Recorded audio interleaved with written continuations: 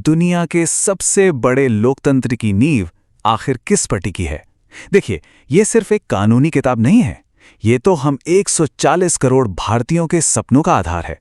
तो आज हम इसी महान दस्तावेज भारत के संविधान के बनने की कहानी में चलेंगे। तो सवाल यही उठता है कि आखिर इतने विविधताओं से भरे देश के लिए दुनिया का सबसे लंबा लिखा हुआ संविधान बना कैसे? चलिए इस असाधारण सफर की हर परत को खोलते हैं। अपने इस सफर में हम इन 5 पड़ावों से गुजरेंगे। विचार कैसे जन्मा, बनाने की प्रक्रिया क्या थी, कौन सी चुनौतियां और आलोचनाएं सामने आईं, इसे कैसे अपनाया और लागू किया गया, और आखिर में परीक्षा के लिए सबसे जरूरी बातें। तो चलिए शुरू करते हैं पहले पड़ाव से, एक विचार का जन्म। देखते हैं कि यह विचार कहां से आया और कैसे उस सभा का गठन हुआ जिस पर यह ऐतिहासिक जिम्मेदारी डाली गई। तो ये सब शुरू कहां से हुआ? बात है 1934 की, जब एम.एन. रॉय ने पहली बार एक क्रांतिकारी आइडिया सामने रखा, संविधान सभा का।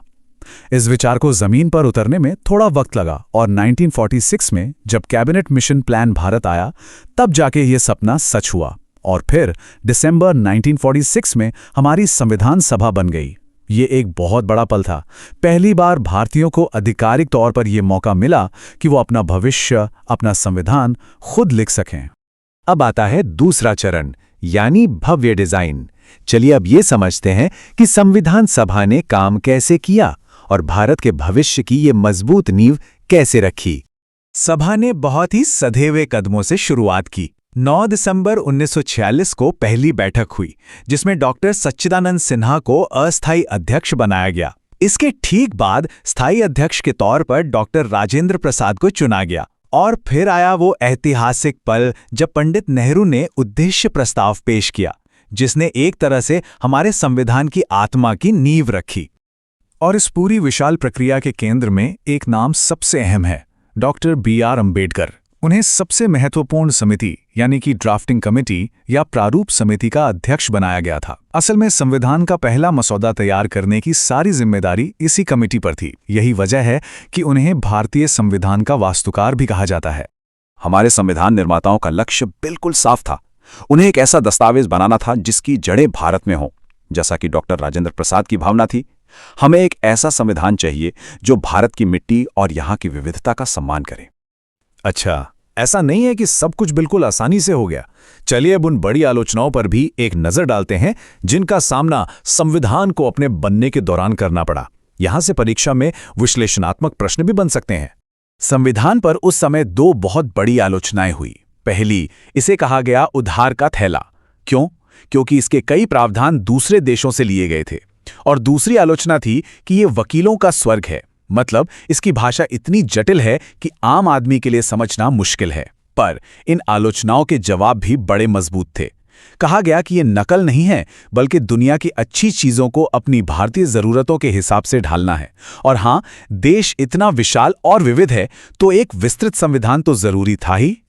जो उधार का थैला वाली आलोचना थी ना, उसका जवाब डॉक्टर अंबेडकर ने बहुत साफ तौर पर दिया था। उन्होंने कहा कि ये आंखें बंद करके की गई नकल नहीं है, बल्कि एक सोचा समझा अनुकूलन है।